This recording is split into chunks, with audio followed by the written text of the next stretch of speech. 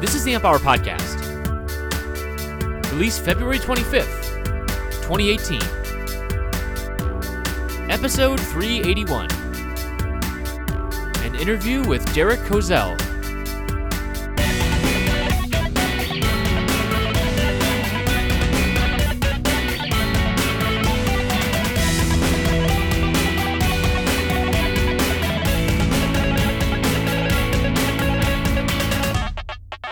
Welcome to the Amp Hour. I'm Chris Gamble of Contextual Electronics. And I'm Derek Kozel, electrical engineer and radio enthusiast. Welcome, Derek. How you doing?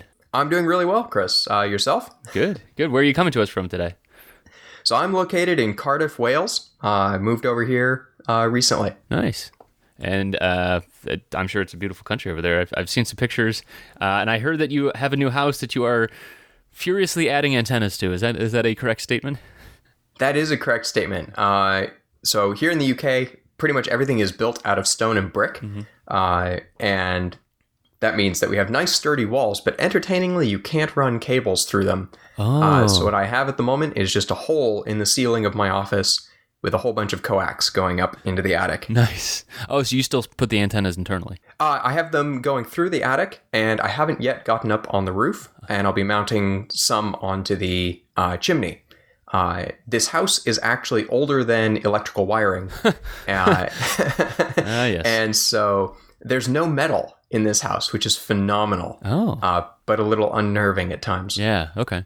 So, well, you said a radio enthusiast. Tell us your story of getting into radio and where you work and play these days.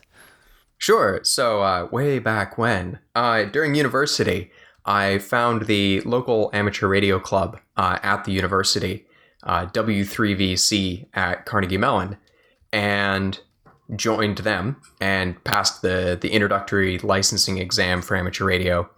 And at the time, I was envisioning it purely as a hobby. I still don't really enjoy math. And so...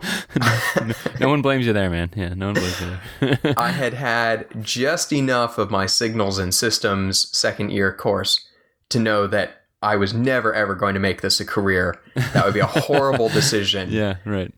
You don't like doing Fourier transforms by hand, like the math? The Fourier transform, and then you get to the Laplace transform. Oh, yeah. And the Z transforms. And the Z transforms, the Hilbert, and you're just like, whoa... Why are we in Couldn't totally... a computer be doing this? And it should be. It absolutely should be. I can get into a long divergence about the educational system of how would you actually teach this type of material. Yep. But maybe we should. We can get there later. Yeah. We can definitely get there later. And so what I thought was, hey, I can push a button and I can talk. I'd be a great person for the amateur radio hobby. And so, yeah, I joined and spent the next couple years progressively coming to the reluctant understanding that this was really cool. And I really wanted to do a lot more of this. Is that like, I am going to be a nerd? I think that realization had come many years before. I know, me too. But so I joined W3VC. I ended up, inevitably becoming one of the officers because there were so few people willing to become one that pretty much everyone who raised their hand got some position. Yeah. And it was great. We had our own... I actually don't know so an amateur radio club at a university, is that like doing like field days and stuff like that? Or what is the roles and the events that are happening? So entertainingly, field days during the summer. And so, no. Oh, yeah. Not at all. Right. A few people, of course, who live in the local area will come together and try and do one. But what we found was the main core of our amateur radio club was the fact that we had this wonderful room at the top of the engineering building right up in the roof. And we were able to install a whole bunch of repeaters in that room and then run coax up actually this chimney stack because Carnegie Mellon was founded long enough ago that the city electrical grid didn't run out to them at the time. So they had their own coal coal power generator in the basement of the engineering building, and freshmen and sophomores had to take shifts piling coal into the generator. Nice. Way back when, of course. And so now all that's left is this phenomenal building with this giant smokestack. And so we stuck a whole bunch of repeaters up there. And basically what you would do is you would walk out of your classroom, reach down to your hip because you were just this cool, turn on your radio, and call out, AG6PO, is there anybody out there? And we were a large enough club and had enough other people on campus licensed that pretty much inevitably there was somebody else who had their radio on who was just walking around. And so it was really actually a hugely social experience. Sort of. Sure. Hey, come on.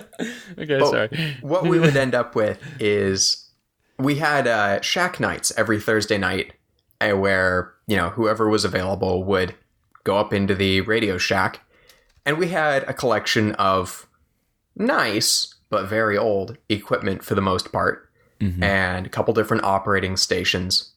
And part of what we were doing while I was there was trying to clear out some of the truly museum pieces. Right, from the boat the back. anchors. Right. Yeah. And find new homes for them. Sometimes recycling, sometimes selling it on just to, find a good home for it. Mm-hmm. Yep.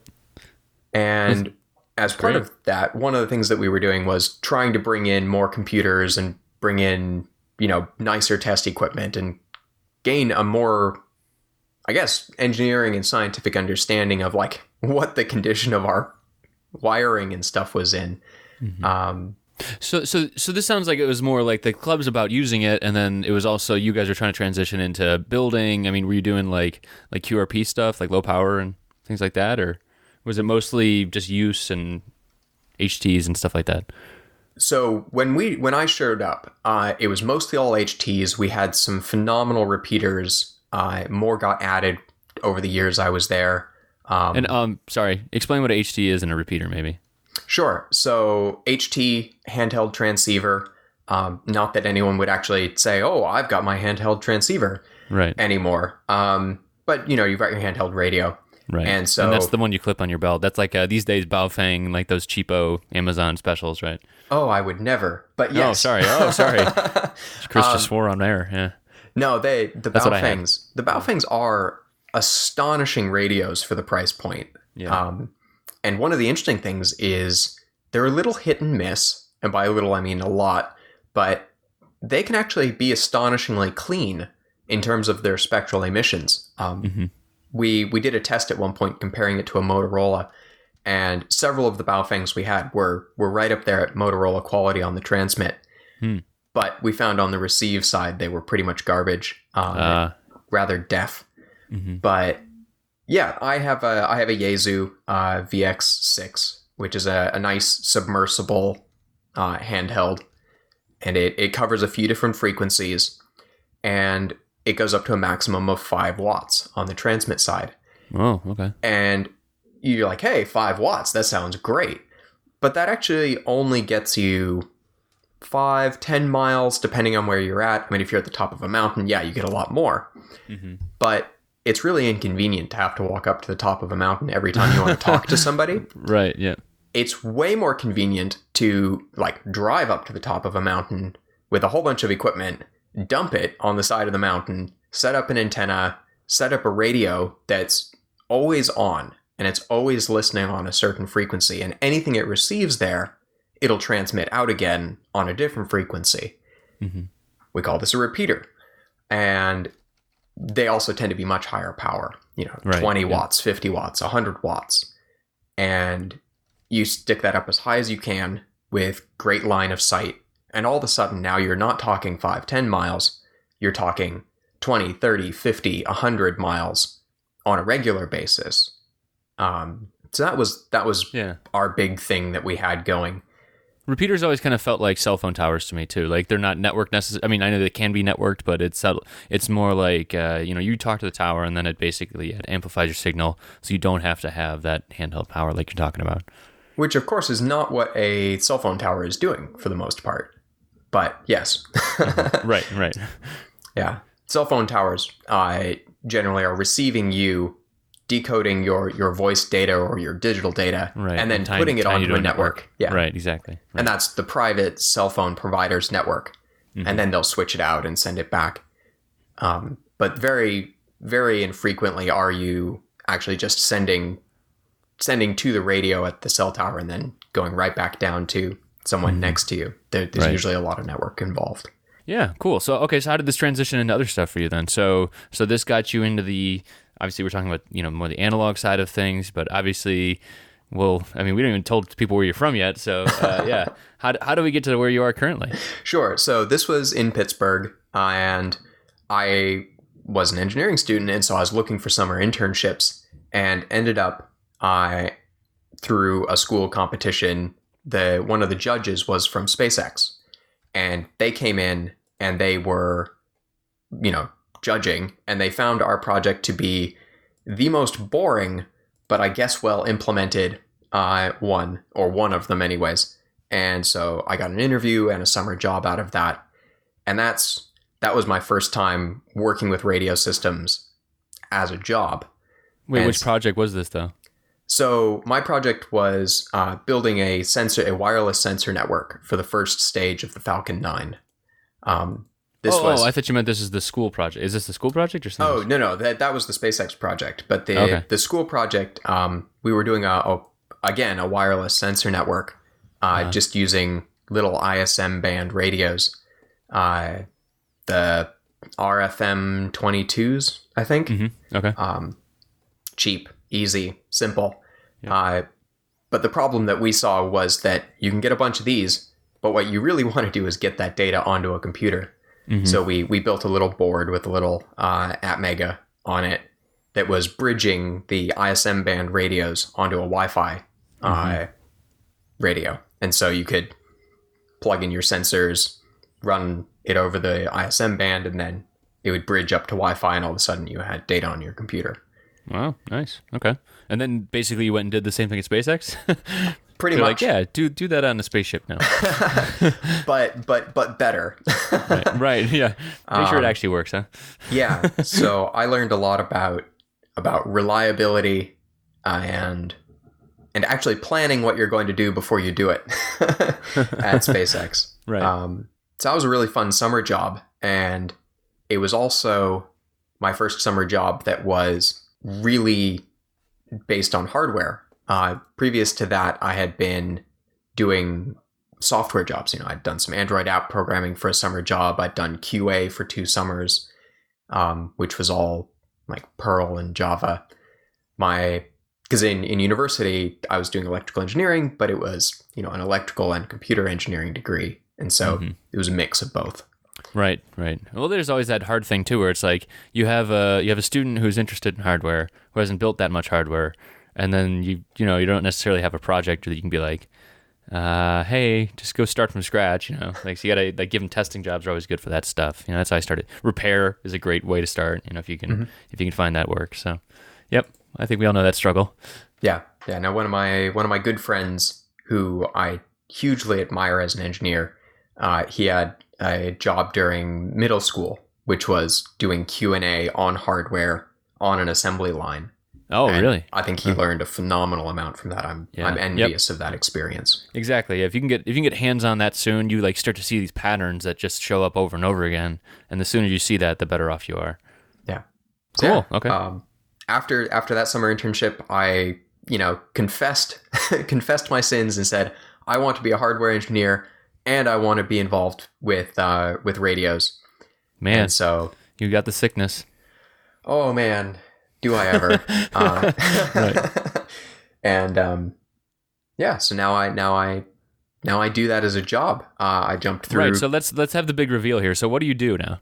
Sure. So I work with software-defined radios, and I'm employed at Edis Research, which is a subsidiary part of National Instruments. So my full-time day job is sitting designing very fast, very good performance software-defined radios. Nice. And keen listeners of the show may recognize the name there. Edis Research, back on show... Oh, wait. What was it? 101. We had Matt Edis, founder of Edis Research, on this show with a picture that we were apparently not supposed to use. We've been yelled at since that I just grabbed a picture off of Matt, but yeah, he was great too. And so Edis Research that was 6 years ago, so that's been going obviously much longer than that. And Matt's apparently on to new things, but the company's still going strong and doing lots of SDR stuff. So what? Like you said, National Instruments is tied to it. What are people doing with all this stuff these days? I mean, what are some of the SDR applications that are most exciting?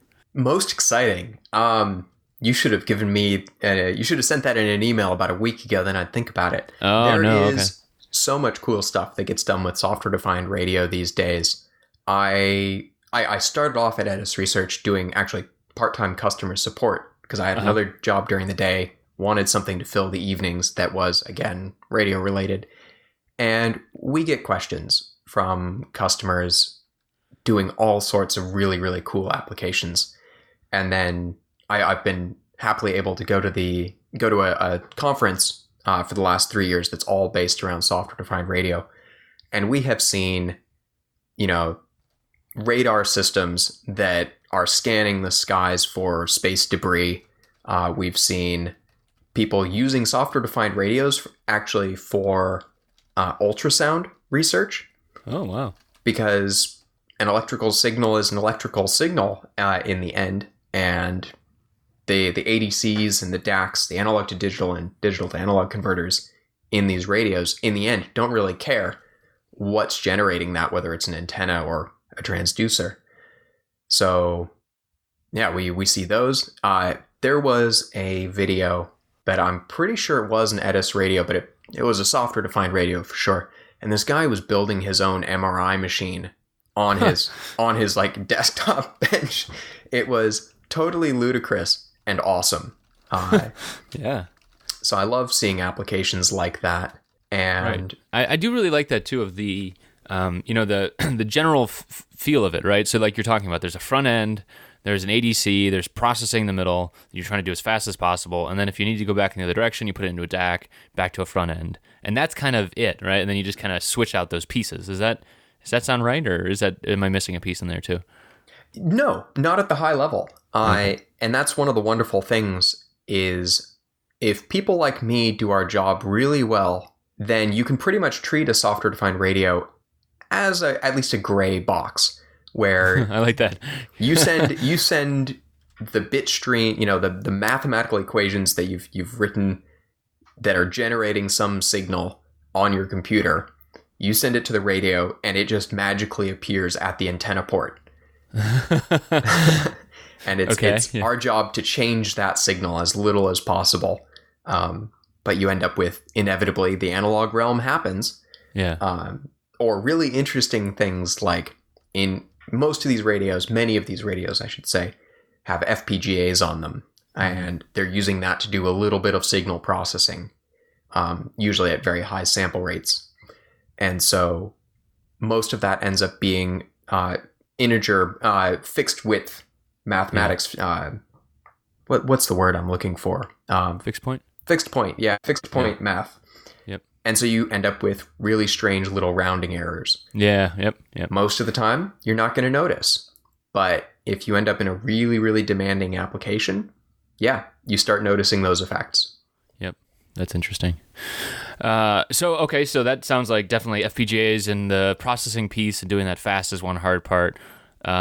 So where is most of your time spent? I mean, are you spending it on the FPGA side? Are you spending it on the software side? Are you spending it on the antenna side? Like, so where is the hard part of SDRs these days? Especially for people getting started. For people getting started, it's the software. Absolutely. Okay.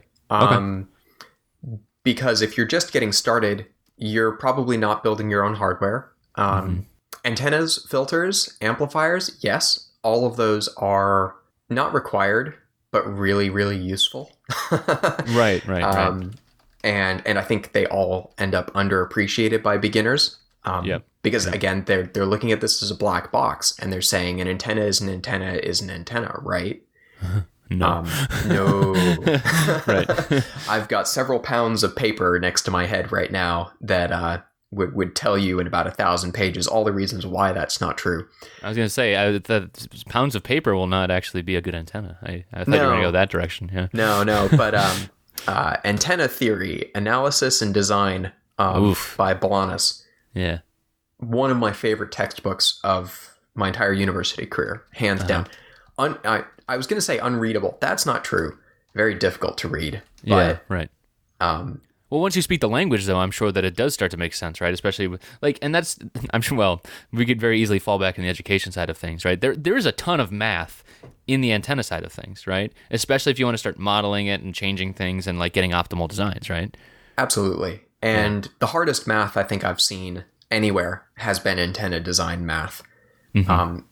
Because you start getting into the realms of actual electromagnetism, and it turns out that there aren't simple closed form solutions for most antenna designs. Right. And so you end up in this really weird and wonderful gray area of, we can kind of simulate it with, variable granularity, but you're not going to get the complete one defining answer. There's not a answer. Right. Yeah. Exactly. Yeah. That's fun. But the problem being that they start with that math instead of what you're talking about with beginners is starting with just doing it, right? I mean, it sounds like SDR really just enables you to start transmitting and receiving and seeing where all the pieces fit together.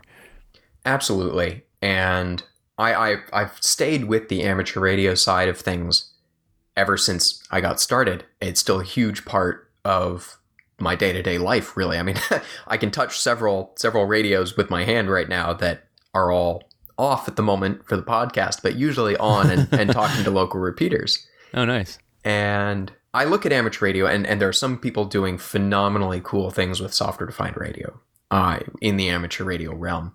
But most people are just getting started. They've got an RTL SDR or some other really small, cheap receive only, almost invariably, software-defined radio.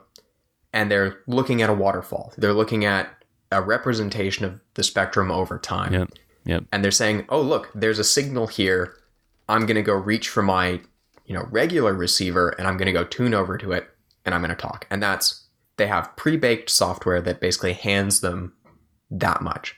Right. It's basically just replicating formerly expensive software or expensive hardware solutions, right? For looking at a waterfall in hardware, or even looking just at spectrum in general, right? Yeah. They don't know where to go from there. So where should they go, Derek? I'm so glad you asked, Chris. They should go to GNU Radio, which is a software project based under the I shouldn't dive into this, but it's an open source software project that has been running for, probably at least 15 years now, I think. Long enough to where they decided to name it GNU anything. Yeah. I think if you started something, you'd be like, we should really call this GNU whatever. And so it got that enviable name, GNU Radio. And what it is a toolkit. It's a framework, and it provides a lot of the building blocks of digital signal processing. So people like me end up writing drivers for the various radios, and that allows you to go from a signal on the air into your computer, and all of a sudden now you just have a whole bunch of numbers that represent basically the analog voltage on the antenna. What do you do with this? You're not going to reach immediately for your, local copy of digital signal processing textbook. You shove it into Excel, and then what? Oh, goodness. Oh, goodness. Then people Excel have done crashes. this. Oh, no. People have done this. That is not the recommended approach. Yeah. Because these are streams of data. That's what people should realize too, right? It's like it just keeps coming. It's not a fixed thing. It really does. And depending on how much bandwidth you're looking at, how wide your signal is, that can be a phenomenal amount of data. I was at the conference 2 weekends ago, FOSDEM, which is the free and open source Denmark conference. Where I ran into who somebody really fun. Me and Derek were hanging out there the whole time. Yeah, it was fun. It was great. Yeah. And one of the comments that got made there, and I can't actually vouch for the factuality of this, but I don't think it's that wrong, is that the CERN Large Hadron Particle Accelerator actually only produces something like 40 gigabits of data per second. Yeah.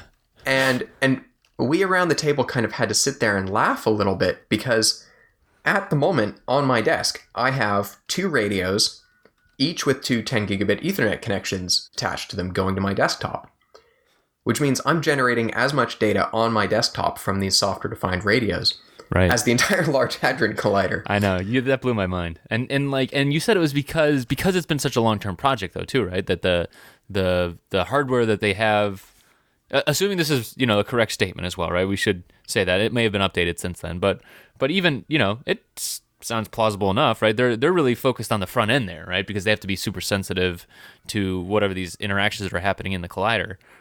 But then it's streaming back a lot of data, but not as much as you're saying here, right? I mean, it's still a phenomenal amount of data. There's no getting around that. And to kind of loop back around to the GNU Radio thing, the question is, what do you do with that data? And if you just want to look at, a time domain plot like an oscilloscope trace of it, that's pretty straightforward and simple. If you want to look at, apply a Fourier transform and look at the frequency domain representation of it, that's computationally difficult, but a lot of time has been spent on making that a very fast operation. Mm-hmm. And so you can pretty much do that to, several hundred million samples per second, especially if you start throwing a graphics card at it and stuff like that. You can end up with really interesting plots. Mm-hmm. And people have written wonderful open source software to do this. And that's all fine and dandy, but I'm sure the Hadron Collider is doing quite a bit more data processing, and they must be throwing huge computational resources at that. And then they want to save it. Right. Yep. Exactly. I'm not saving this data anywhere. Right, you're just streaming it through and throwing it out. Yeah. Yeah. So I stream this data into GNU Radio, which is this framework, and I end up with just a radio source block, and it's the source of samples. So a whole bunch of numbers are coming streaming out of this, and then I can basically drag and drop in the GNU Radio companion graphical environment blocks that represent the data processing steps. And so this could be something as simple as an addition operation. I'm going to add 2 signals together. Mm-hmm. Or it could be something really complicated like receive the GSM cell phone signal. Be careful on that one. I think are there restrictions on that? I'm assuming, of course, that you're running your own cell phone tower. Of course. Using something like the OpenBTS project. Right. Which as a minor diversion, I was fortunate enough to spend 8 months working at Range Networks, which was the company that was developing that software. Oh, and nice. That was my introduction to software-defined radio, was at that company. And yeah, you can run your own cell tower using open source software. What? Way cool. Yeah, that is cool. So that was Range Networks, you said? Yeah, Range Networks. Cool. Okay, so the thing that I like about this is that, so you were talking about, if we're just taking a high-level view again, right? So you have a radio, say it's an RTL SDR, right? That's that little computer chip, or that it's a TV tuner that got, basically they started pulling the firmware out of it to make it more accessible. But it just had using a that debug mode, yeah, which was okay. great. Yeah, that's awesome. So assuming that's the thing, so people can visualize this thing.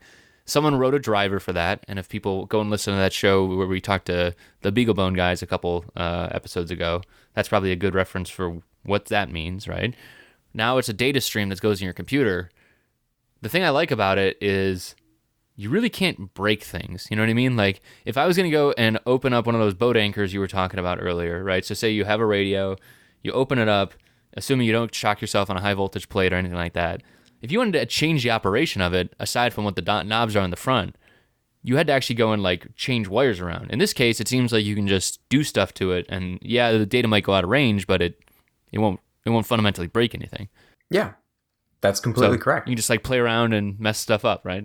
Yeah, and it makes for a great environment to learn in, because your signal, of course, doesn't actually even have to come from hardware. There are, virtual signal blocks where you can say, Oh. I want a sine wave that is at this frequency, this amplitude, and throw that into your flow graph, which is this total graph that you're producing with all these connections and blocks. Yeah. And Are there like internet sources of just like data streams like that too, where it just like it's already tied in? So if you had like a radio tower or a local repeater that pumps it out that can be pulled into GNU Radio? so yes and no. There's nothing stopping this, and there is the ability to receive a signal stream over the internet, via TCP or UDP. But do I actually know of any public sources that are streaming IQ data, that the fundamental representation of the signal? There are definitely people doing it, but I don't know of anybody who's doing it into GNU Radio as an open source project. I guess it would be a lot of data too, huh? Like raw data. So if you look at the RTL, for instance, the maximum sample rate you're pretty much running those at is 2.4 to 2.8-ish megasamples per second. And so that's 2.8 million samples per second. And the front end, the ADCs on the RTL SDR are only 8 bits. And so every sample ends up being a pair of 2 bytes, which represent the signal at that point. And I'm going to completely gloss over the fact that this is a complex mathematical signal, because that's math that anybody who is interested, join the GNU Radio mailing list and send me an email. I will happily, point you towards resources. And you always have a list of links. Yes, I think. Yeah. And so I'm keeping track. So I can throw you a few all right, great. nice introductory resources to complex signals. So we're ending up with 2.8 million sets of 2 bytes. So right. So 5 megabytes per second. Yeah. Right. Which isn't that bad. I mean, it's... It depends on your connection, to be honest. Sure. Yeah. Especially if you're streaming it, right? Because, like, it's streaming is like, UDP, you might get the stream, but you might drop half the stuff, so. Yeah, and it depends on what your signal is, how much that ends up mattering. Right. Yeah, you start doing, you drop some of the stuff in the middle, and your frequency plots go all haywire, because now you're missing a bunch of the data, so. Yeah. So there are definitely some other SDRs out there where they have really nice streaming services. Mm-hmm. But yeah, bandwidth is definitely a consideration. There's a lot you can do to try and optimize it. A lot of the time what you'll end up seeing is, like, if you go to these web SDR applications, many of them will show you a graphical plot of what the spectrum looks like being updated 10 times a second, 30 times a second, something like that. That's not very much data at all. And then you can select, like a 3 kilohertz section of that to demodulate into an audio signal. And then they'll send you the audio signal. Or some of them will send you the IQ samples that represent just that little portion of the spectrum. And now you're talking 600 kilobits or 600 kilobytes a second. And that's much more tractable for a streaming service. Right. Well, I think the main thing to think too is that, we're at a stage where, like, these things are cheap. Like the RTL SDRs are $20, Hacker F's are $300, the Lime SDR, the new ones are $100.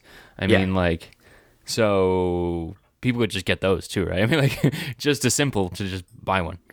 Yeah, and if you take one thing away from listening to this podcast, is you should absolutely go and buy an RTL SDR.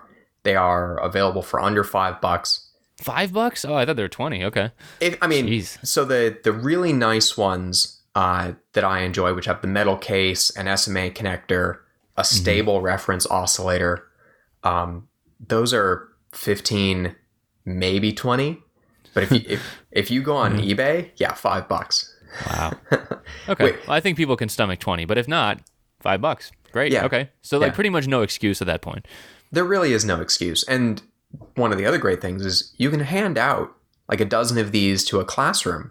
And that's totally affordable. You can just factor that into the cost of running a course. And now people are able to look at real signals on the air, and they're able to sit there with this free software which works on Windows, Mac, Linux, and they can just plug and play through, what they want to do with the signal. It's not a perfect world. Did you hear my sigh? Did you hear my sigh? Does it work on all operating systems? So which operating system do you run, and how much of a pain was it to install? Right, I know. You hear this crap all the time. So I had trouble with my Mac, but I will fast forward through all of the pain that I had with it and say people should there is a binary, actually, for Mac, and just do that. So software stuff. Yeah, and we can talk more about GNU Radio's future a little later on. Okay, that sounds good. Yeah. It's a bright and wonderful future. Got it. Okay, so let's gloss over that for the moment and say installation goes swimmingly. Everything's fine. And now what? So now someone has a RTL SDR and they're plugged into their USB port. They have GNU Radio open. What are they doing then? So almost certainly the first thing that anybody wants to do and will do is just put the output of your source block straight into a frequency sink, which is going to give you this spectrum plot, the traditional waterfall. And there, you'll type in the specific values for, like, you want to go look at 2.4 gigahertz, the ISM band there, or 433 and look at the band there. And all of a sudden you start seeing your thermostat is transmitting. You're doing this on a laptop near your car, and you realize tire pressure monitors. There's tire pressure monitors, which are fantastic, and all have a unique ID. Yeah. Jared from the HackRF and the, what do they call that thing? The plug, the hat on top of it, the Portapack.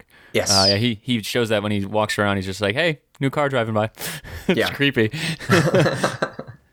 But which is really interesting. I mean, these are not things that people think about.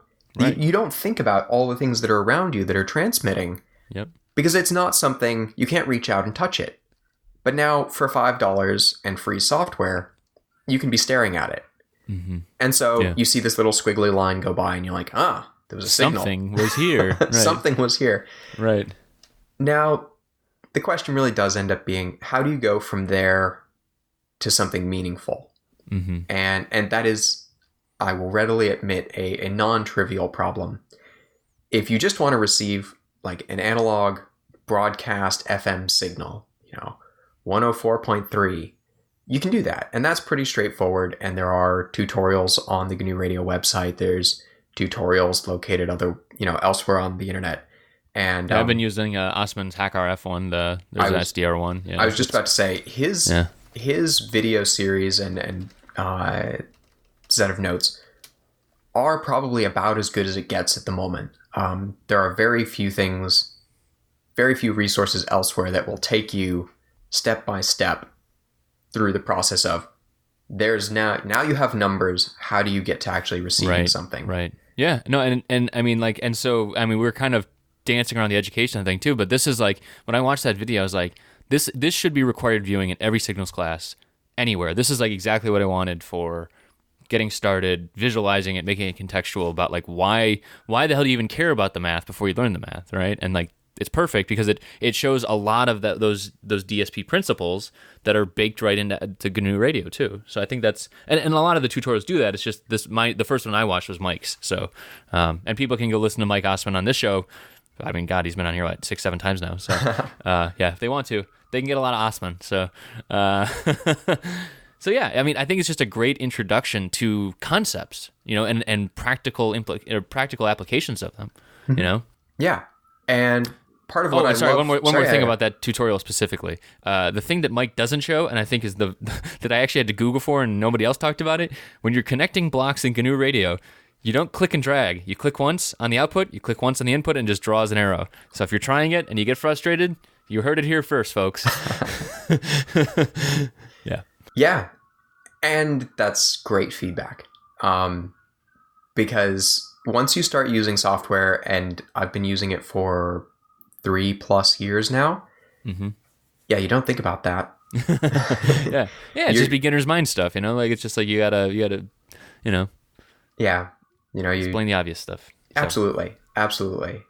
And what I did quite recently, back in November, I believe, the very end of November, was go into the local university here, Cardiff University, and do a 2.5 hour tutorial. And we were using GNU Radio. We set it up, and we weren't using any hardware for the first most of it. And we were sitting there with all of these built-in, the basic Lego blocks, Let's make a sine wave. Let's add it to something else. Let's look at it in the time domain. Let's look at it in the frequency domain. Let's output it to a speaker. And we were able to go from, there's a thing called a sine wave. You can sample it. What does sampling mean? You're pulling out regularly spaced time samples from it. We're going to, plot it on an oscilloscope trace on a time domain. We're going to now add two of these together. You can look at it on a frequency plot and see there's two spikes. There's power at two different, energy at two different frequencies. And we just walked our way through that. FM modulation, AM modulation. We didn't really get around to phase. 2.5 hours is only so long, but right, especially if you're starting from scratch without like the other knowledge of the the background, right? Yeah, and I was doing this much more as a introduction to GNU Radio than an introduction to signals and systems. These students, for the most part, had already had at least an introductory course, but the feedback that I got afterwards was that being able to sit there with little sliders and change the amplitude of, the AM carrier signal, the amplitude of the AM modulating signal. They were exploring the concepts of like depth of modulation, the deviation of an FM signal, how much spectrum are you occupying? What's your occupied bandwidth? These were concepts that they knew, they understood, and they could express in a mathematical realm, but they hadn't been able to sit there and hands-on see all of this in such a visual and intuitive fashion. Right, and the manipulation of it too. I feel like this is kind of like the equivalent like Arduino Blinky thing, right? Where you're changing the frequency of it. You're like, I did this thing. It just draws you in because it's like I'm actually interacting with the system instead of just viewing it, right? It's a doing versus watching. Yes, and that's something that I would like to see happen a lot more. And you see some classes use, software like MATLAB, where you are in control of this and you are looking at plots. Yeah, But right. this isn't it's not a continuous experience. It's a edit, compile, execute loop, which programmers will be really familiar with. But that'll never beat the ability to just change a slider and watch the signal change in a streaming architecture. Right. Well, and the fundamental stuff, like I remember doing the MATLAB stuff where you're like plotting, like you can do the dots that are like in digital signal processing where you actually have the dots plotted and all those things too. And it's like, all right, yeah, I guess it changes some things, but it's still very tied to the math versus like what you're talking about, which is tied to the real world signal. And that's the important thing in my mind. Yeah. Yeah. And of course, here's where you start wandering into the realm of educators, and they'll be the first people to say that people learn in different ways, and a lot of the time you want people to learn in multiple ways, and that's how you get the best understanding. You gain the intuitive understanding by building these blocks together and going, oh, okay, I get this. And then you go back and you work, well, in my mind, you go back and you work your way through the math and you go, I saw an addition block in my flow graph. What does that actually mean? What are we actually doing here? How does this work? And then multiplying frequencies together. Why would I do that? Right, like that's a pretty important thing. Yeah, and on a first basis, you're just like, I completely don't get that. Why would we multiply them? What's the outcome? And then you look at it and you go, oh, my signal is now at my same signal that I had at a low frequency is at a higher frequency. And you're like, oh, that's cool. For all sorts of reasons that, again, you start running into textbooks and stuff about propagation and stuff. Right. I feel like some of this stuff is even like naming things though. Like, I know it sounds really dumb, but like when I was getting started, bandwidth was a word, right? And when you are in an SDR thing and you're actually adjusting bandwidth, you're like, oh, the width. And you're like closing in this window and opening it smaller and wider, and you're like, oh, like literally band width. Like this is a band and I'm changing the width. Like it's so dumb, but like that is such a important concept that at the beginning it's just a word, you know? And Yeah. so tying it to that concept is really important in my mind. Yeah. Yeah. I am selecting a range of frequencies. This is the band that I'm looking at. Right. It goes from, my little side here to the side here. And I can see that if I'm... Side bands. Yeah. I mean, just visually looking at the signal is so powerful. And being able to then do... So one of the cool things that you can do in GNU Radio is you can have multiple signals plotted on the same plot or in multiple plots. And so you can look at your signal at different stages of the demodulation or the process, the digital signal processing process. Mm-hmm. Here's your input. Here's after you add them together. Here's what happens when you filter. And you can sit there and select them and go, oh, if I slide this one, it changes here, but now I'm filtering too much. And so some of my signal is getting lost. Right. I need to adjust my filters. My bandwidth is wrong. Or, I'm getting great sound, but my signal is 5 times wider than it was before. Mm-hmm. Now I understand why FM, audio sounds good, but not fantastic, because there's only so much space to fit a whole bunch of channels in. So you start understanding the trade-offs that are made every day in real-world radio systems. Yep.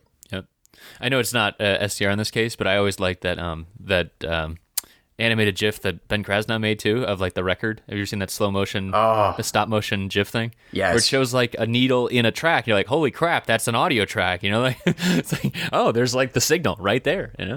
Yeah. Yeah. So cool. Okay. So I mean, and I think that like FM radio, I mean, say everyone grew up with that, but we got some young listeners now. I mean, like radio is pretty. A lot of people still understand that it's a thing that comes over the airwaves, and it turns into audio, and that's how you receive it. Similarly, more and more people, especially listeners to this program, they understand the the Bluetooths and the LoRa's and the the 802.15.4s of the world, or they're operating these bands that are, there's signals there. So how do people not transfer, but like how do you move up the in the levels? How do you level up in SDR world? Sure. And here's where I wish we were doing a video blog, because you would have seen me very excitedly stabbing the air with my finger here, because this is absolutely the question. How do you get from, these basic analog fundamentals up to a real world system? And everything's gone digital these days, pretty much.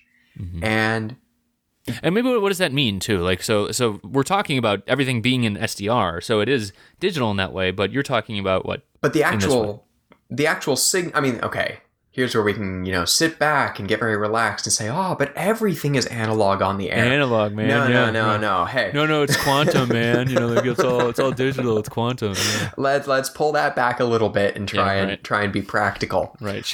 Let's trim the neck beard. Yeah? Everything over the air is analog. You're looking at a continuum of values. Your signal could be at any voltage at any minute, and inevitably it'll end up being all the voltages eventually. But in a digital signal, you are quantizing that. You're limiting the states which you're going to say, this particular voltage at this moment, this representation of the signal, this is going to be a symbol. And I am going to say that this symbol means a binary 1. Mm-hmm. And this one means a binary 0. And so the most simple version of this is on-off keying, which is a form of amplitude modulation. And it's, is there a signal or not? And if there is, it's a 1 or sometimes a 0. Interestingly, sorry, side tangent, but I love this one.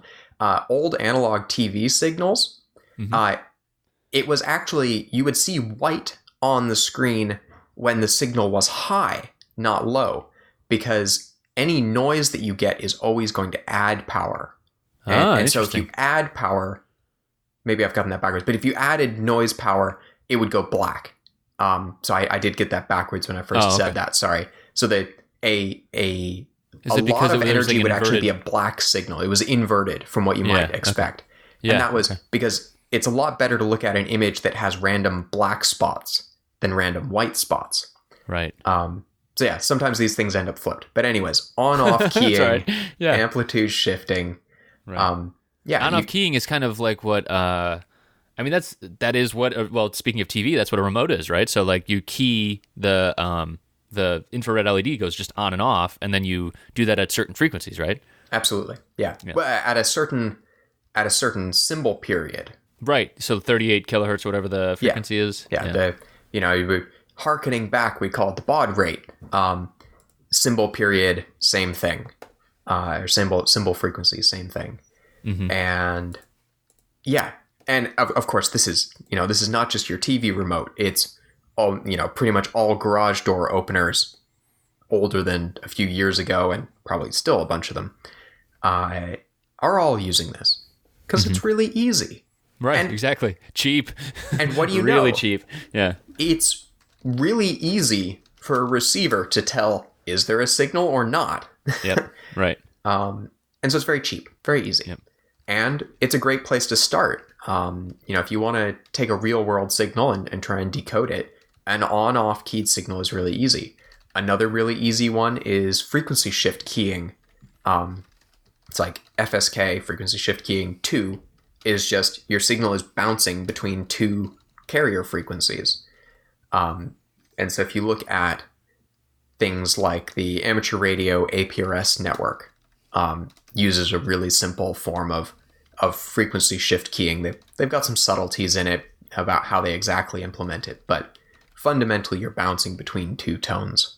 Oh, interesting. Okay. So, and what kind of like what is the range of tone? What frequencies roughly are those at? So they use 1200 hertz and 2200 hertz, if my memory serves. So it's pretty low frequency relative, huh? Well, so those are the two tones referenced from a carrier frequency. So the baseband. Oh, okay. The baseband tones, because they wanted to be able to support it over standard FM broadcast radios, basically. Got it. Okay, so let's explain that in real terms here too, right? So if people are looking at if it's a 1 megahertz carrier, right, then it would be the signal would be bouncing between 1.0012 and 1.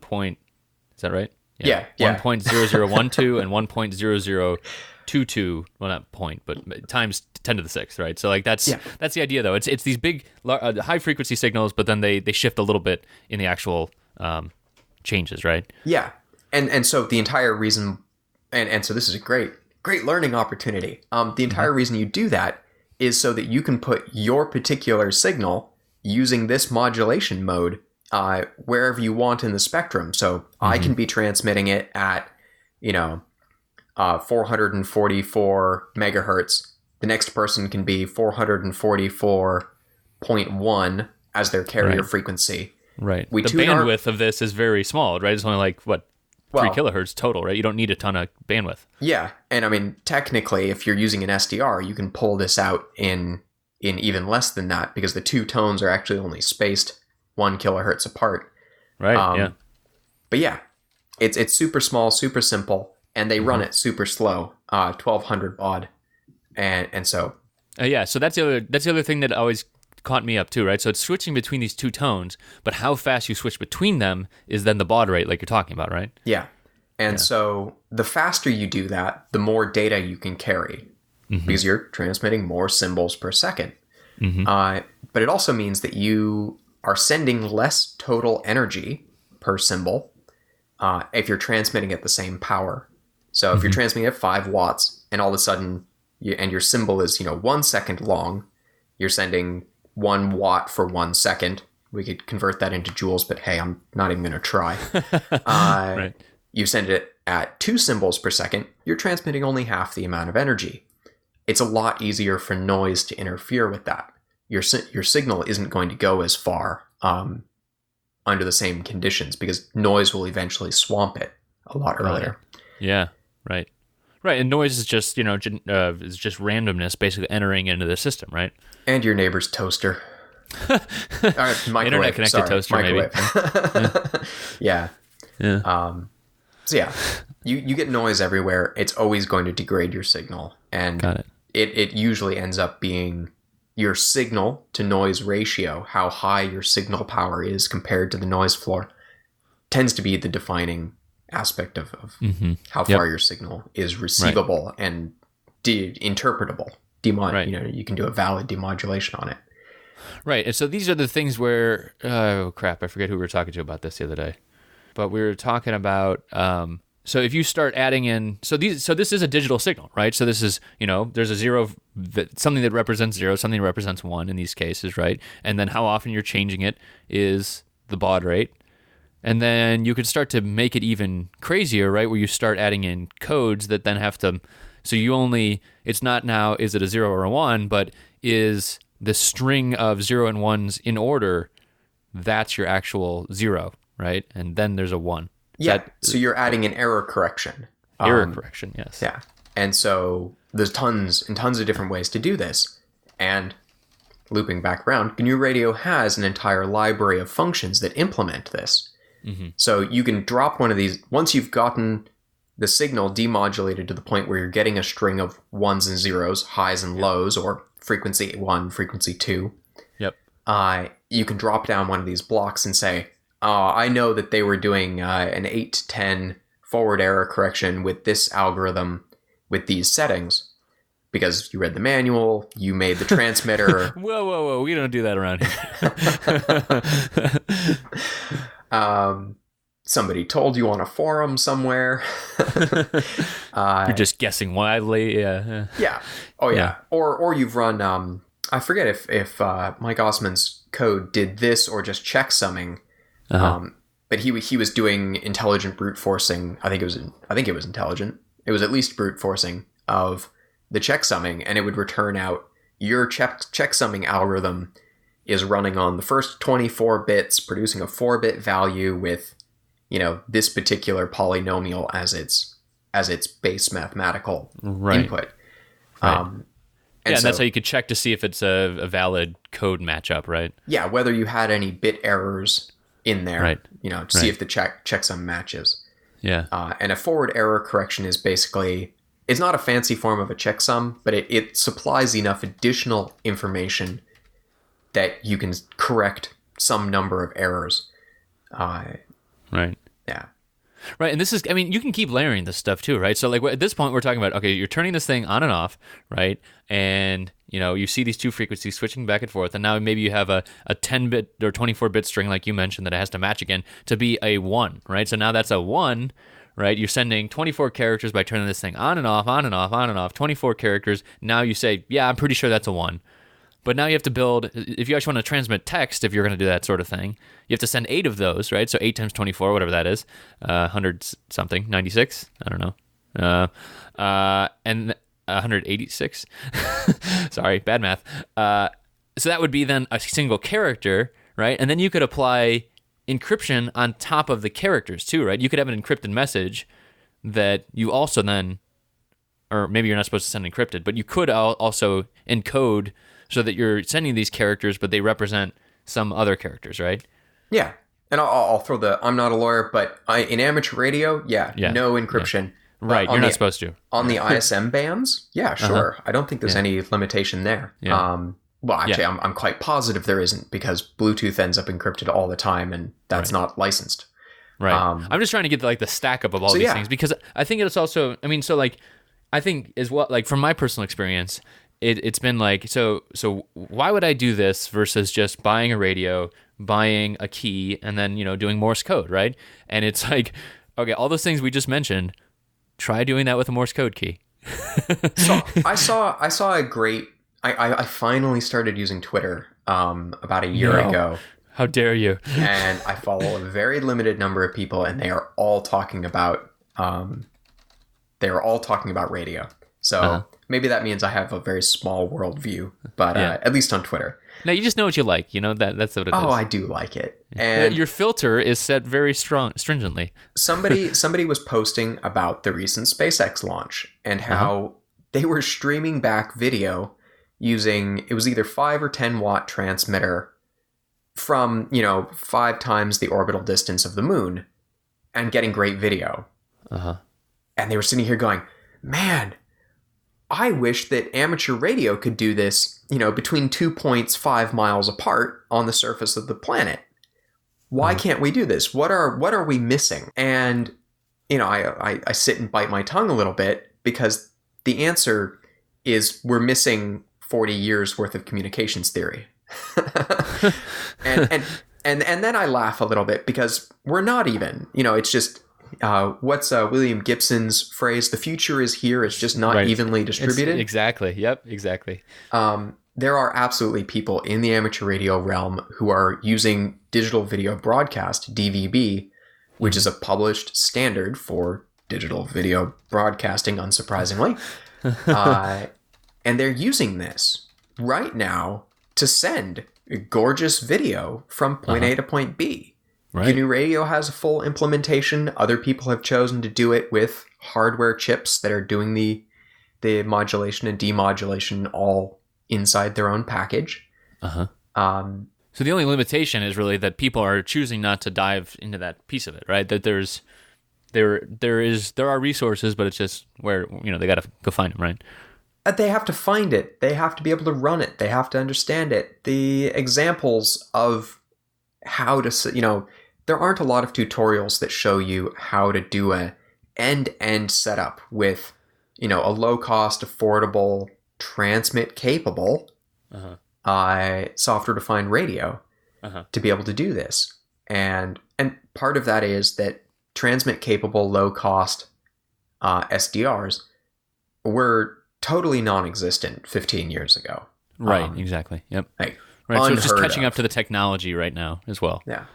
And to I love this. I love this about my small universe that I exist in. It keeps looping back around.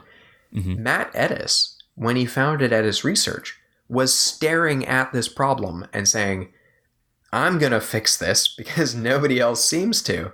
That's me putting a little bit of words into his mouth, but he was going to go and address this problem. Right.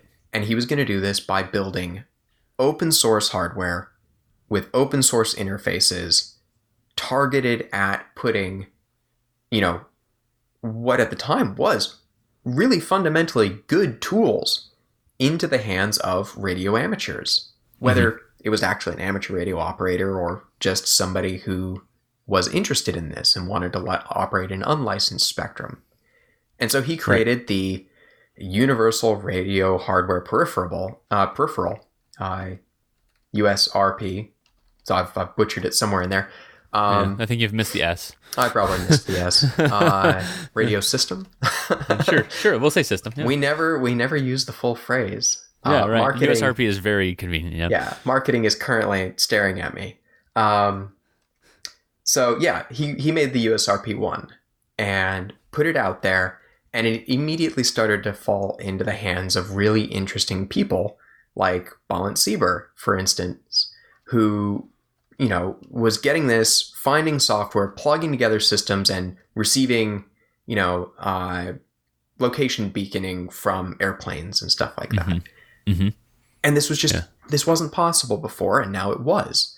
And now that you had this standardized interface, you could start writing more and more complicated software. And, that was one of the fueling things in the early GNU radio, was that this hardware started to become available. It all started adding together, and you had right place, right time for a lot of this stuff, and a lot of hard work from the software contributors.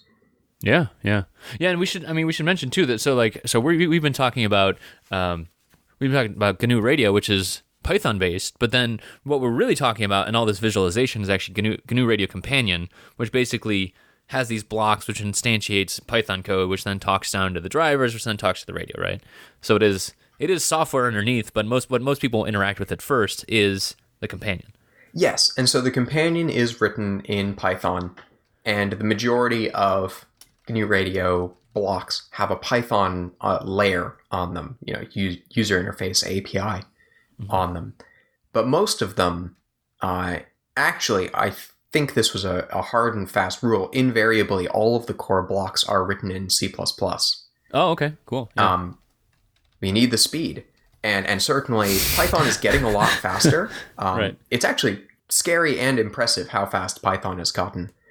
But the ability, we are talking about potentially massive sample rates here in some of the more commercial or high-end research systems. And the C++ gives you that additional access to the architecture that lets you really optimize things down. It's abstraction in general, right? Yeah. Like you get access to the registers, you can do all that stuff, but then, you want to have a slightly more friendly software on top, and Python fits that bill, I think.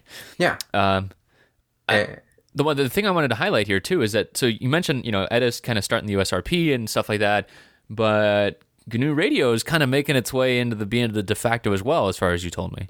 So it is massively adopted, and I should take a step back and properly don my hat now. A couple of weeks ago, the person who had been maintaining the project and really doing a phenomenal job and a phenomenal amount of work on it, Jonathan Corgan, decided that it was time for him to take a step into a different role. And so now he's a huge tech resource for the project, but he said he wasn't going to do the maintainership portion anymore. And so Ben Hilburn, who was the project organizer, project leader, went out into the community and started tapping people and saying, "Are you interested in becoming more involved?" You're it. Yeah, that is definitely how it initially felt. But he came to me and said, "I'm putting together a group of people to be project officers," I think is the term he used. Very generically, we want to put a group of people into a position where they have enough, blessed autonomy and authority to go off and drive parts of the project that they're interested in. So that's, permission to, contribute code in and really push things that you feel are important. It's an open source project. We get contributions from all sorts of people, many of them phenomenally valuable contributions, but there haven't been that many people contributing to like the underlying architecture of GNU Radio. Usually when people make contributions there, it's because their own software at work, there are a huge number of businesses that run this, or they're a PhD student or in a research lab and they need some change. They'll implement the change and then go back to their day jobs. And so there was a need to have more people contributing to the main core and have a large enough group of people that all of these contributions could get reviewed and could get put in, all the project management side of things. And so what are you doing? As of 2 weeks ago, I am one of those officers. Nice. And I haven't figured out where I think I can make the best contribution in this new role. That's something I need to figure out. So people in other open source projects should definitely ping Derek on Twitter and be like, "I can help you." Oh, that would be great. And actually, I'm going to out you, Chris, here a little bit, because part of what makes the open source communities so great is that there is so much openness in them, and the ability to get people who have a lot of experience in an area, ask them for advice and get it.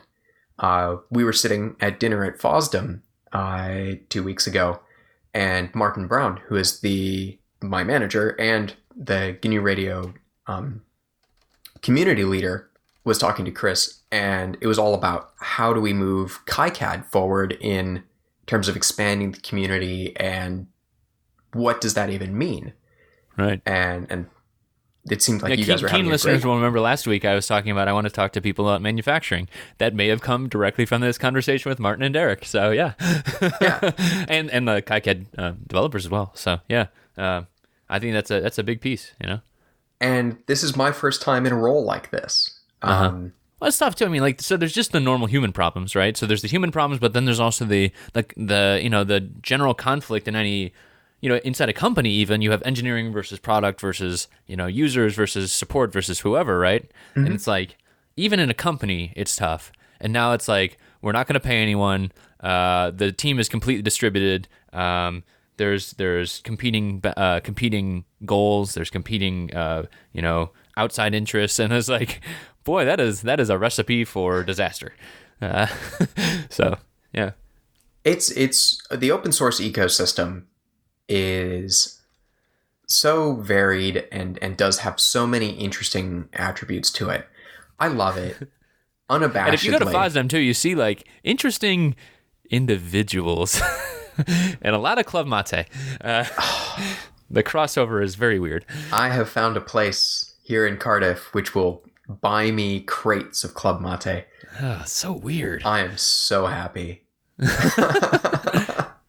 I still don't get it. I still haven't gotten into it. But then one person I was talking to there, they're like, the difference is I can drink 4 cups of coffee and I'm a wreck for the day. I can drink Club Mate, even though it has a weird taste. I can drink Club Mate and go for 24 hours. And I was like, all right, well, that's like that's the best selling point I've heard for it so far. Because I think it tastes like water that's been sitting in an old boot for a while.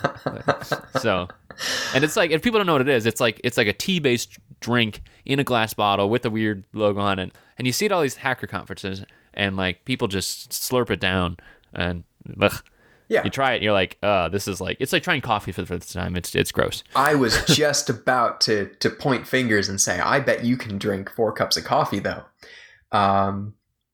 Yeah, mate I already have today. Yeah. Yeah, mate is a South American plant which has caffeine in it and does have a rather strong flavor. Yeah. And yeah, you brew it into a tea, you carbonate it, and so I can't resist. There's a group actually working on making an open recipe for Club Mate. Ugh, yuck. Yeah, but it's great. All right, so back to open source communities, Hey. which have a lot of this stuff in it.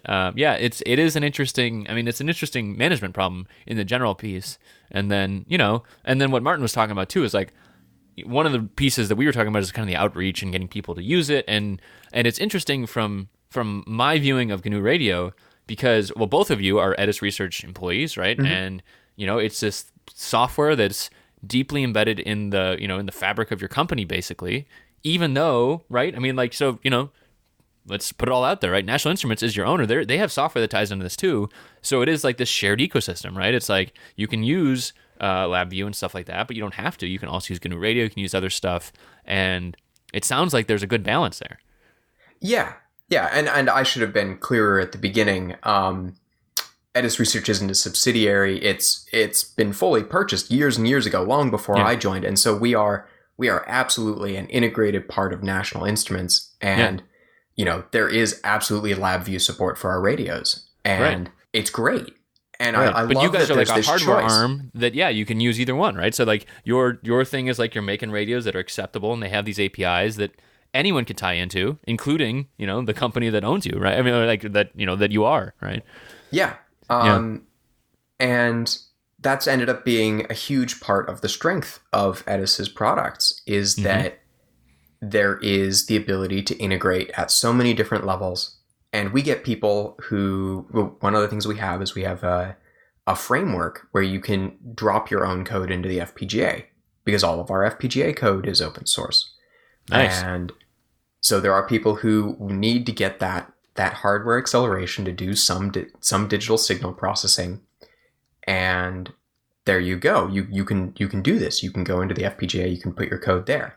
There are people who want to understand some fundamentally deep portion of the hardware. You can go onto files.edis.com and pull up the schematic. Oh, really? Nice. Yeah, Okay. yeah. And so I love the open source environment. I love all that it gives you there in terms of flexibility and choice. And yeah, I'm really, really happy to have joined the GNU Radio organization formally. Yeah. No, it's And like one of those perfect, public-private type of, like partnerships, open source, obviously promoting the products, promoting the state-of-the-art type stuff, and I think it's really good. yeah, So, and I'm very much trying to keep my GNU Radio hat on here. uh-huh. And if you look at the ecosystem in GNU Radio, there's RTL SDR support, there's Uh-huh. HackerF support, there's a group in Germany, based, I should say, in Germany, Osmocom, and Oh they yeah, right. contribute great software which integrates all sorts of radios. And so you can get, Lime. I think GNU. Yeah.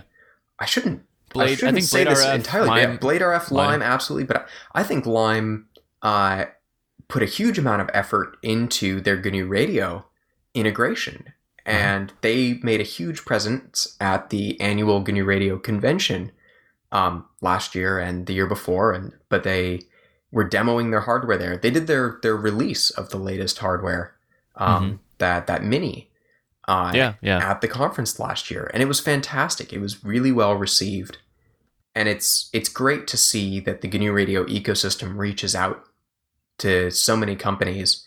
Um, And what is this conference you're talking about? This is a GNU Radio specific conference? sure, yeah, it is, and it is now in its 11th year, I believe.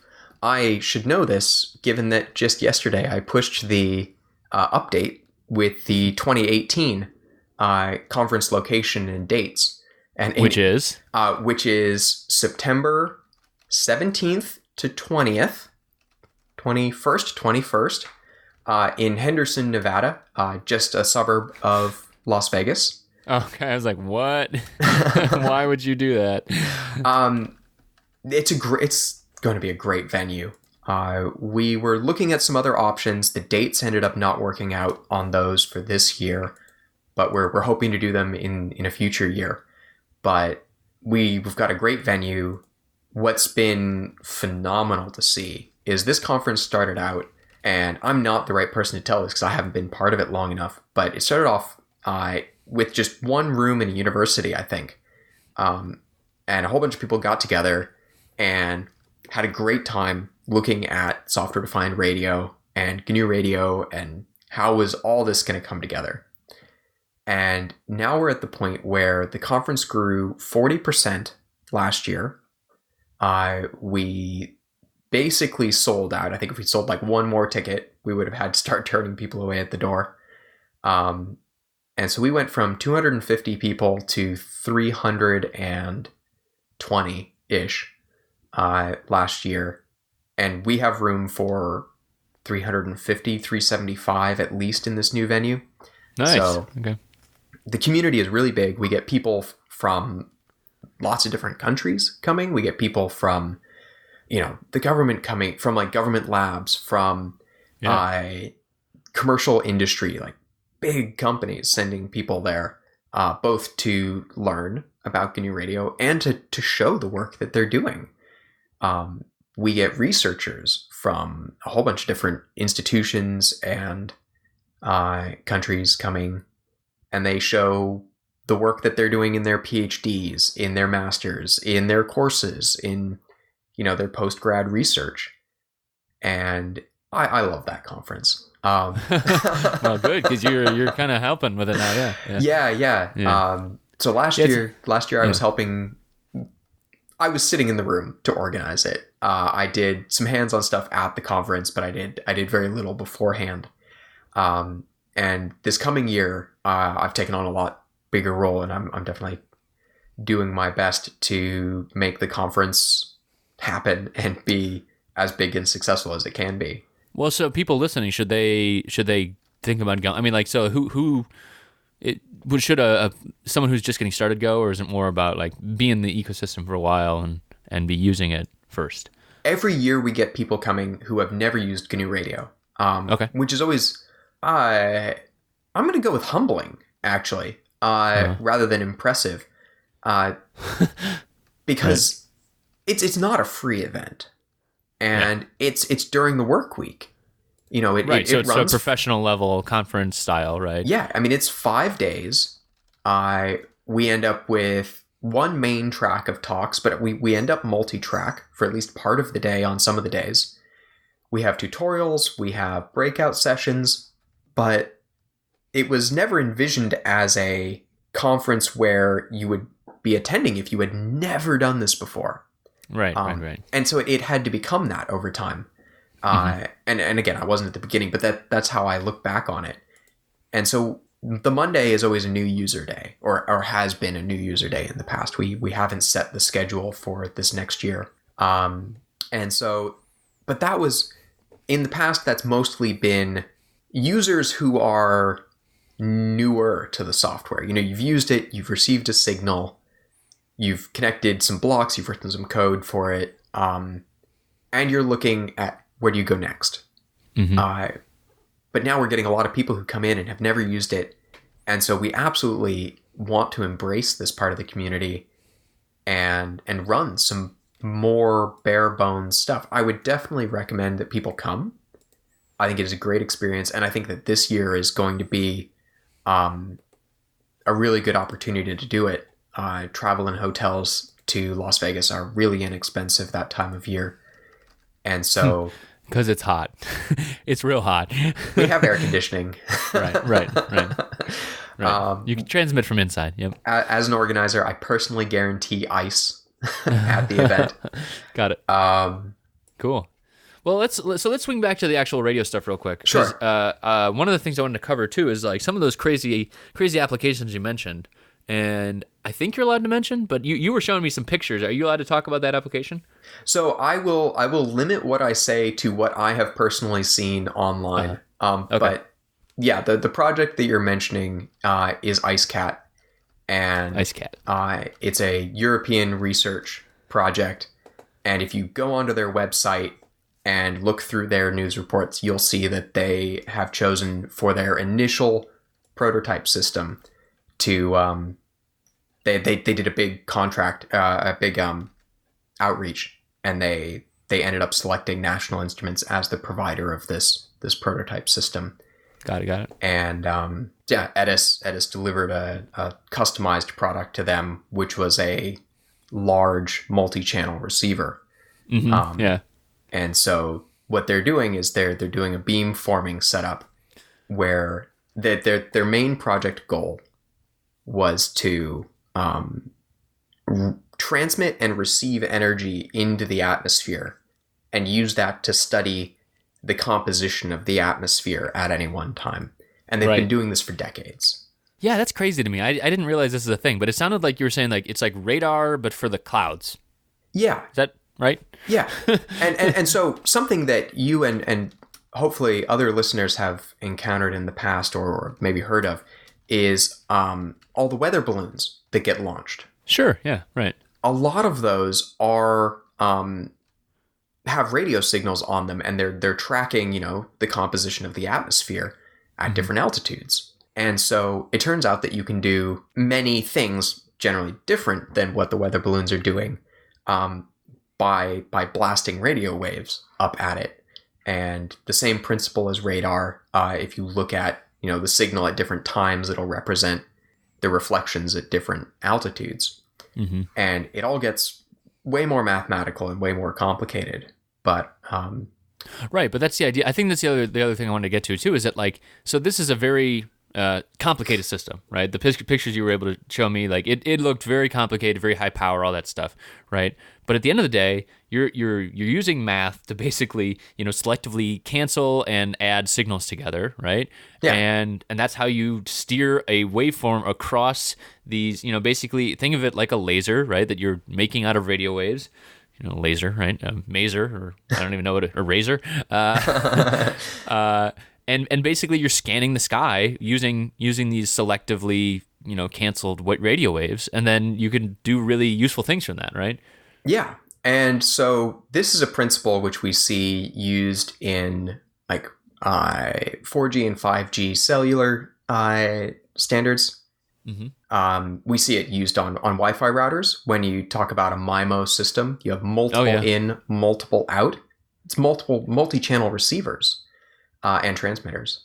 And you're using all of these different properties and some very clever and fancy math, but fundamentally not all that hard to understand the basics of, to steer the energy so that you can get a signal from a particular direction. And that may be, following somebody's cell phone to give them the best coverage, or it might be, doing a radar type thing where you're scanning energy around. There was a fantastic demo of this actually, where somebody set up a grid, an array of LEDs on a wall with a little circuit and antenna, and the LED would light up depending on how much RF energy it was detecting on a certain frequency. Right, so it's got like a coil and a rectifier, and then that creates a DC voltage that then lights up the LED. Is that the idea? That's the idea. I don't know what their particular implementation was. It may have just been a little radio. A lot of these single chip radios will give you received signal strength indicator, RSSI, which is just a metric of how much power they're seeing. And these folks were using a MIMO beam-formed array to steer the energy towards different parts of this wall. And you could see the LEDs lighting up with the actual antenna beam pattern. Yeah. And I will try and find that link and send it to you, because it is just phenomenally cool. Yeah, that's really, that is, and that's where a lot of the stuff's going. So like, I think that's what Greg was doing. So Greg Charvat, who's been a guest on this show a lot in the past too, he worked on that butterfly system. I think that's what they're doing, beamforming, I think, with ultrasound now on chip. And that's like that whole new butterfly ultrasound system thingy. So I haven't heard of that one, but I absolutely know that, these are basic physics principles. They apply to waves in general. And so you can do it with an acoustic but the math wave. is the hard part, right? Yes, these are basic physics things, but like it feels like the processing was always the hard part, or the thing that was missing. It is computationally intensive. I'll go with that, rather than it's particularly complicated math. To do it well, yeah, sure, the math gets more complicated, but in 30 seconds or less, if you think about it, if you have a wave coming from a single point of origin, and you have a line of antennas that are, spaced apart, and if your line is not actually, 90 degrees perpendicular to the direction that the wave is traveling towards you, the signal is going to arrive at each antenna at a different time. We see this, think of an acoustic wave. Like if somebody, shoots a gun or something like that, right. You hear the sound at different times, depending on how far away you are. Right. You got the speed of sound playing into there, right? All that stuff. Yeah. Yep. Which, interestingly, is 800 and something thousand times slower than the speed of light. I had to come up with that number for a beamforming example recently. Oh, okay. And it arrives at each antenna at a different time. So then if you take those signals that you've received... antenna or microphone is in this example, right? your receiver. Right. And so if you take that signal on each channel and you delay it by the amount that you think you would need in order to move that array, compensate for that change of time of arrival, you can calculate out basically the radio signal will be much stronger when you add them all together. Otherwise, the energy gets smeared out over time. And so this is called time of arrival, or in a radar system, time of flight for measuring distances. And so you get this with like acoustic triangulation and stuff like that. It's all the same principle. Right. People have heard Alicia from Embedded FM talk about ShotSpotter. That's the idea where they're trying to figure. They have an array of microphones around a city, and they're trying to figure out locate where a gunshot came from. Yeah. U.S. problems. Hashtag. So there was a GNU Radio implementation of ShotSpotter at this last conference. Okay. So yes, absolutely same math. Right. Same math, but again, I want to point out too that my thing is like thinking of people on Morse keys, right? Like thinking about that as the alternative, right?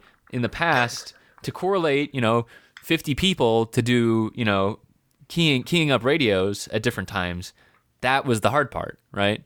Or not the hard part, but the it took a lot of stuff to do that, right? It would have been hard to have ever even imagined doing that as a viable application.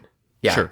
And then 20 years ago it was possible, but you had to do it with lots of computers, and now it's just getting so cheap that you can do it with, all of the hardware costs are coming down, and so you can do it with relatively low cost computational hardware, you can do it with relatively low cost front ends, relatively low cost ADCs, all that stuff. And basically you're just piling Moore's law is allowing you to pile more hardware into the solution, right? Yeah. Yeah, absolutely. Moore's law and also just the changing nature of the problems that we're trying to solve. So we see a lot more GPUs, we see a lot more parallelism. Yeah. And it turns out that for digital signal processing, that is just a win. That's absolutely a win. And as we look forward into what are the problems we need to solve in the future, it's how do we make the best use of all of this computational power that we have access to. GNU Radio uses a library called VOLC, Vector Library of Optimized Kernels, which is a basically hand-tailored set of code where you'll say we've got some problem. We want to multiply two numbers together, but we've got 512 of them in an array, and we want to do this to each set of numbers in this array. What's the fastest way to do this? It ends up depending on what computer you're running on, because the newer the processor, the more instructions that you have to do this sort of problem fast. And so this library gives you the ability to say, here's our problem, go do it as fast as possible, and then depending on what machine you're on, it'll hand you hand-optimized code to do this problem fast. That doesn't scale. It's a fantastic body of work, and it's a big part of why GNU Radio runs as fast as it does. But now we have GPUs, we have FPGAs, we have custom ASICs, custom digital signal processing chips, which have been around for a long time. And but they're more accessible though, or what? They're blazingly fast at one thing. Or one set of things. Right, that's the custom. and if we know that we have access to one of those, because we know our, whatever our problem is going to involve that at one step, how do we end up with GNU Radio or whatever framework you're using, being able to make the decision to send the code, to send the data there for processing without you having to hand select it every time? Yeah, right. Because the problem is just huge. And right. And that's what it comes down to too, I think. Like, so people listening to this, they're starting from scratch, they don't know it, and I think one of the problems, especially like because we're to loop it back to the education piece too, is like education normally starts bottom up, like let's talk about physics, let's talk about all this stuff, right? We're talking a lot of the top down thing, like let's have an application, throw a bunch of computing at it, assume the hardware works, right? Maybe you buy a USRP or you buy HackRF or a Lime or whatever, but my opinion is usually to quote, Silicon Valley, middle out is the best way, right? pick an application that is somewhat simple and it's easy enough to grok, and then figure out which way you want to go. Do you want to go down to the radio? Do you want to go up to the computing piece? Just find something that works to start with, though. Yeah. Yeah. So what is your go-to? So if you were going to say to someone, they have some coding background, maybe a little bit of hardware background, they've gone through the FM, AM examples and stuff like that, what project would you point them to for a middle-out solution that they should go and try and implement and learn from? I've, in the end, found that you have to care about the problem.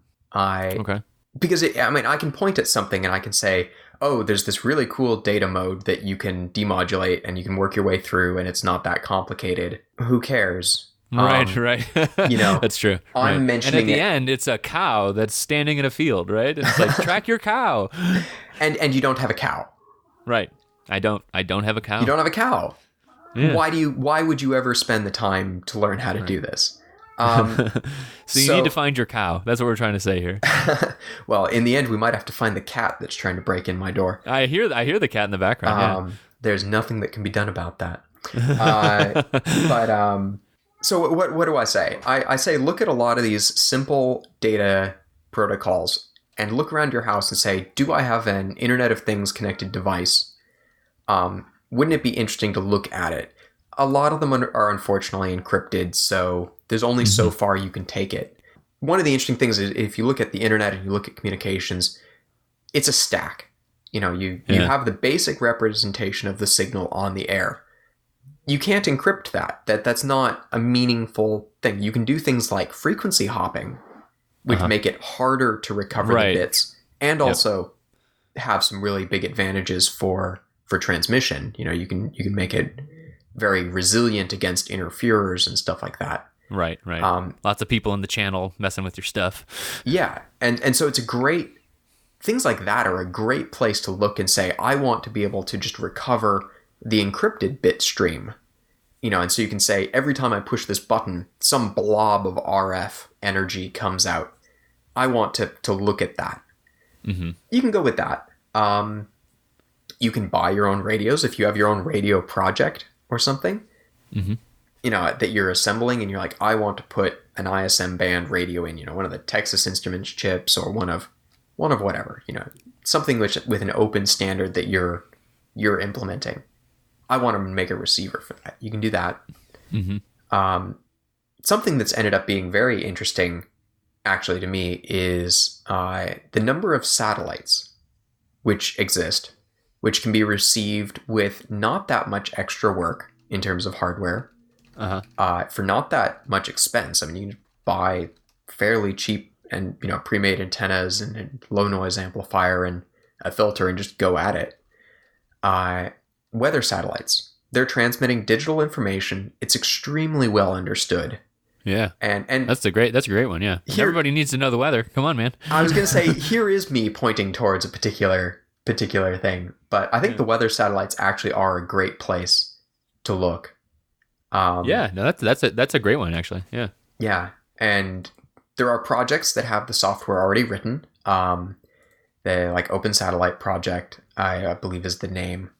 And they have an implementation. There are closed source implementations. There are, you know, other ones. AIS is an airplane data tracking system. It transmits more than just where the plane is, but it's really cool to see that information just streaming by.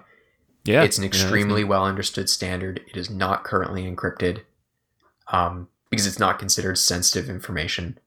Right. And I mean, you could go on Flight Radar 24 or whatever that site is, and like you can just look at it too, but that's just someone's pulling that data from a database, but you know that database is populated with it's all coming from somewhere, you know. Well, I was about to say a lot of that is actually coming from people at home with their own receivers. A lot of them RTL SDRs.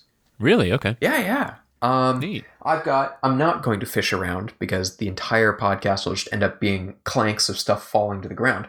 But I've got a little filter right behind me that covers the AIS band, which is 1.09 gigahertz, which is right in the band of what the RTL can support. It was not expensive. The antenna, there are designs which are literally coat hangers that have just been bent in a specific way to make a dipole antenna. Right. It is not demanding, and there are airplanes everywhere in the world these days.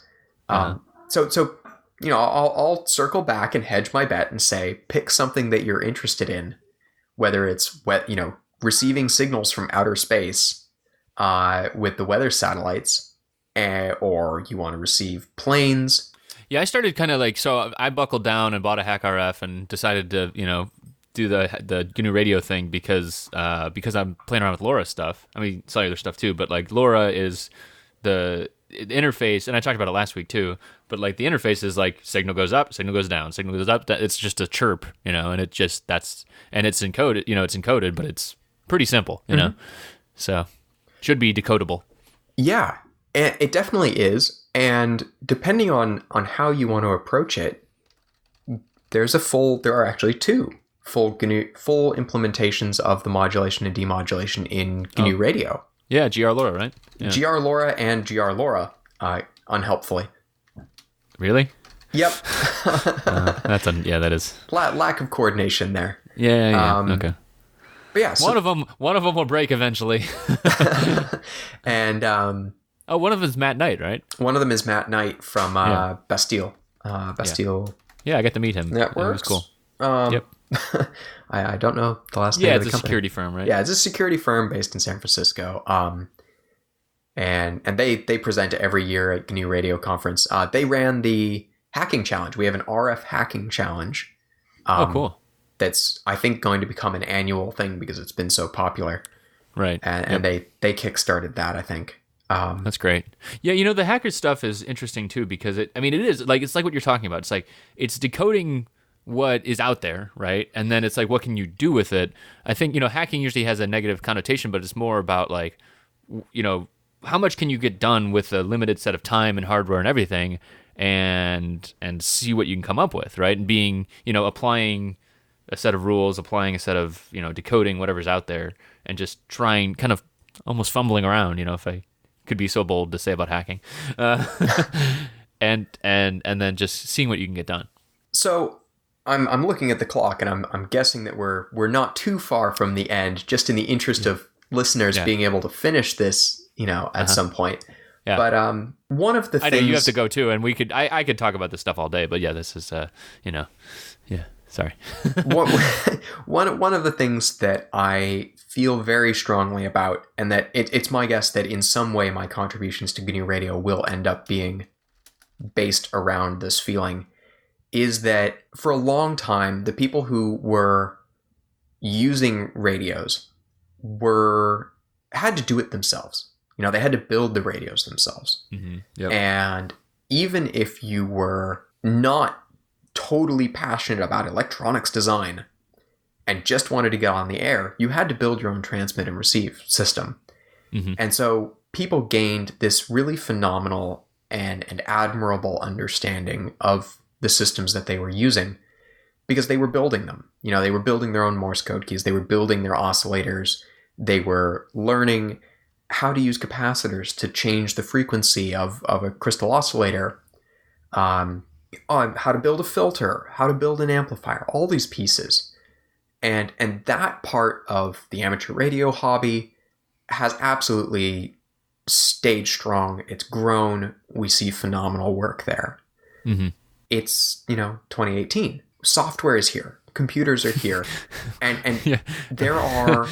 I don't know what you're talking about as I talk to you over open source, VoIP software across the distance of thousands of miles. The next time we do this, you're going to be on an amateur radio system. Oh, so it's my fault. Okay. And we'll have, we'll have...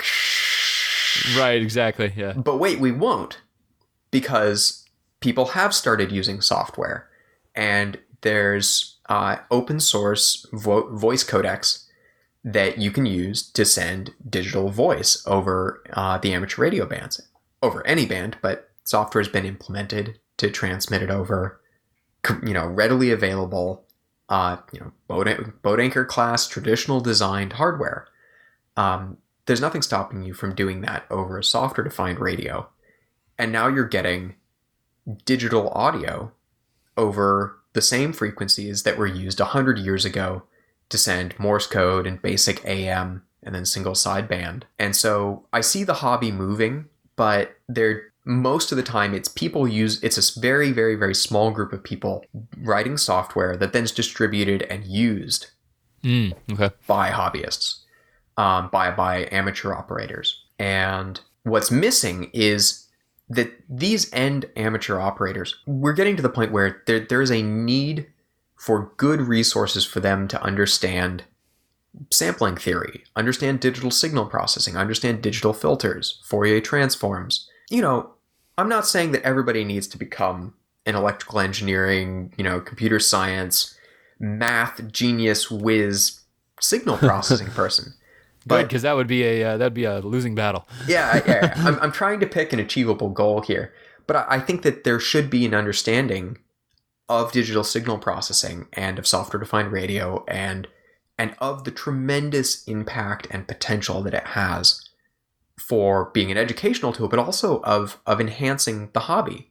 The way you get really clear video, terrestrially or in space, is you make it digital. You add in the forward error correction.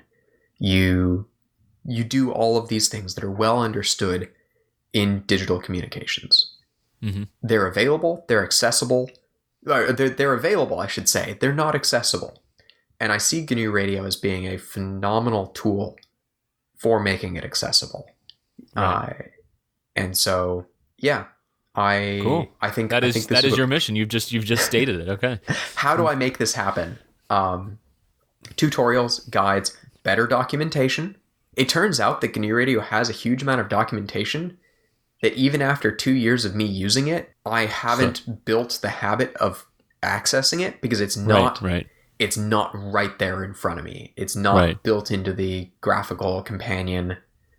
Yeah, that's the thing. Like our expectations of UI and UX and all that stuff has changed too from the web and from everything like that. And you could find it if you dig for it, right? It's been there, but yeah, things change, right? It's like some people will dig in and say, "Well, we don't want to change to be like that," and other people say, "Well, there are benefits, right? You do open up the community more if you make some of these changes." So yeah, it's just people stuff, man. And so I won't spoil. So the new maintainer of the project, Marcus Mueller, I know he has grand visions for how to make how to get the software into more people's hands more easily, and he's going to do a lot of work on the packaging of it, how making the install experience a lot smoother, and drawing from the resource of all of our great maintainers in the different Linux distributions, on Windows, on Mac, and how to make that experience as good as possible for installation and for running it. But I think the part where I might be able to contribute well is the end user actually using the software. How do we make them more effective and have more questions on the mailing list that are, I have this tricky digital signal processing problem. How do we find the solution to this? And less of, I can't figure out how to connect two blocks together. Right. Hey, sometimes it's a problem, okay? which is totally fine. And right. You're saying have stuff so that question isn't even a problem, right? Either making it more intuitive, having a guide that's out there, all that stuff, right? Yeah. No, I think this is just another human problem too. It's just like, until you get past these initial issues, then how do you move up to the next layer of abstraction? Is you make the layer below it less of a hassle, right? Mm-hmm. Yep. You don't even think of the fact that your compiler has to generate assembly code because it just does that. Right. Well, I mean, to put a analogy with KiCad or KiCad, you could talk all day about an automatic what's a push and shove router and stuff like that. But when people are like, I hate how it copies and pastes, it's like, okay, well that whole conversation then is like moot, right? It's like you're not gonna pull more people in because of a feature if you're not usable. So it is kind of like an evolution of a project to be a little bit more modern because you already know that it's so useful, right? I mean, you've seen it firsthand. Yeah. And so. Yeah, reducing that learning curve, making it easier to use, easier to learn, all that sort of better resources, I think are a really important part of growing the project to the next level. And I mean, the fact that Mike put out his tutorial is phenomenal, and it's the type of thing that we love seeing in the community. That's great to see, and it would be great to, link to that from the website. I think it is actually linked to from the wiki, but it's not all that it could be. The wiki and the website. And well, this is a good lead in too, so that we can wrap up. How do people get involved and in the project and get started? So GNUradio.org is the website. Just head there, and I believe the button is Learn More or Get Started. Might be Get Started. And that will drop you onto a page that has links out to the where to get the installers, how to install it. You scroll a bit farther down and there's a set of basic tutorials, which apparently don't cover how to connect blocks, but do cover what blocks to connect to get various effects. Yeah. And You don't Yeah, need it says I'm seeing stuff here for remote GRC, Volk introduction, like you mentioned, that stuff. So we'll have links to a lot of this stuff. Some of the GUI stuff. So I was going to say you can start there, but I think there is a set of getting started. I know there are a set of getting started tutorials, and they do start at the level of how do we make a sine wave and how do we view it, and that is a good place to start, because by the time you're looking at that, so much has already gone right. Yeah, right. It is the getting to Blinky of the GNU Radio world. Absolutely. And if you encounter, and so then the follow on from there is, where do you go if you want to learn more, and where do you go if you have a problem? And we have a mailing list, the Discuss GNU Radio mailing list. We'll make sure there's a link in the description. It's also linked to from that first getting started page that you land on.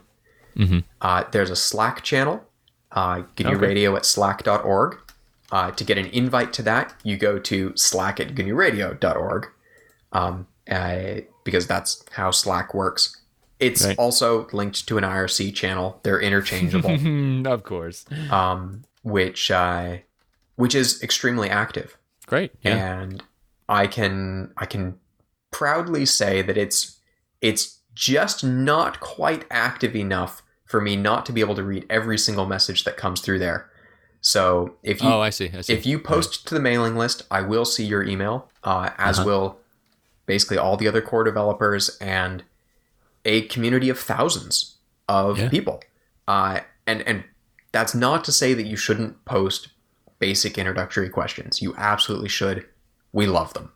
And there's a big and really wonderful community waiting to answer everything from how do you connect blocks to I am, I work for a company that is operating satellite ground stations. Right.